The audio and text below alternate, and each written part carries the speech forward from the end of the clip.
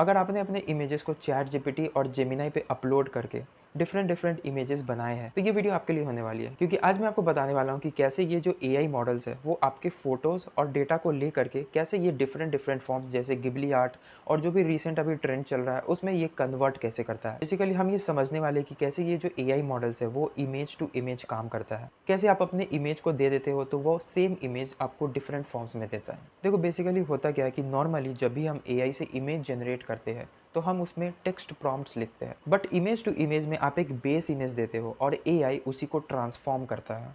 For example एक simple से sketch को अल्ट्रा रियलिस्टिक फोटो में कन्वर्ट करना, मतलब एआई के पास एक रेफरेंस स्ट्रक्चर होता है और वो आपके टेक्स्ट को री इमेजिन करके इमेजेस को जनरेट करता है। अब इसके पीछे के टेक को समझते हैं कि आखिर बैकग्राउंड में होता क्या है। तो इसके पीछे हाथ है डिफ्यूजन मॉडल का। सबसे पहले ये समझ लेते हैं कि जो एआई है वो आपके इमेजेस को नॉइज में कन्वर्ट करता है या तोड़ता है। उसके बाद आपके टेक्स्ट प्लस रेफरेंस के बेसिस पे वापस से उस नॉइज़ को रिकंस्ट्रक्ट करता है और फिर आपको फाइनल आउटपुट मिलता है। अब टूल्स जैसे स्टेबल डिफ्यूजन, मिड जर्नी और लियोनार्डो डॉट एआई, ये सारे प्लेटफॉर्म्स यही करते हैं। वो इमेजेस को नॉइज़ में कन्वर्ट करते हैं, आपके टेक्स्ट और रेफरेंस को ले करके वापस से उसे रिकंस्ट्रक्ट करते हैं और हमें फाइनल आउटपुट मिलता है।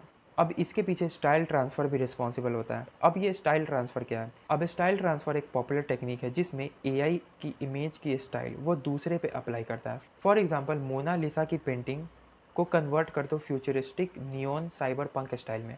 तो ये स्टाइल ट्रांसफ़र में क्या होता है कि जो भी एक इमेजेस है, फॉर एग्जांपल मोनालिसा के पेंटिंग में जितने भी स्टाइल्स है, कलर्स है, स्ट्रोक्स है, लाइटनिंग्स है, वो सारा एआई कॉपी करता है और वो दूसरे इमेजेस में पेस्ट कर देता है ताकि आपको वो डिफरेंट फॉर्मेट्स में मिले। अब इसमें एक कंसिस्टेंसी चैलेंजेस आता है क्योंकि आपको different AI models different images generate करेंगे। वो ऐसा इसलिए भी है क्योंकि जो डिफरेंट प्लेटफॉर्म्स है वो डिफरेंट डेटा सेट्स पे ट्रेंड हुए हैं। लेकिन आप सिमिलर प्लेटफॉर्म पे भी इमेजेस को जनरेट करोगे तो आपको थोड़ी बहुत वेरिएशंस मिलेगी, क्योंकि कभी कभी आपको फेस डिस्टॉर्टेड मिलेगा, कभी जो जो भी टेक्स्ट कलर है और जो बैकग्राउंड है वो आपको हल्की हल्की चेंजेस दिखेगी, थोड़ी मोड़ी चेंजेस आपको सिमिलर प्लेटफॉर्म पे देखने को भी मिलेगी। बट ये चैलेंजेस फिक्स्ड हो सकती है एडवांस सेटिंग्स में, जैसे प्रॉम्प्ट वेट, इमेज स्ट्रेंथ और सीड वैल्यूज। इन तीनों सेटिंग्स को हम एडजस्ट करके हम एक कंसिस्टेंट इमेज जनरेट कर सकते हैं। तो अब सबसे बड़ा सवाल ये उठता है कि हम एक स्ट्रॉन्ग प्रॉम्प्ट कैसे लिखें जिसमें हम जो मन चाहे वो इमेजेस जनरेट कर सके और एग्जैक्टली जैसा आप चाहते हो।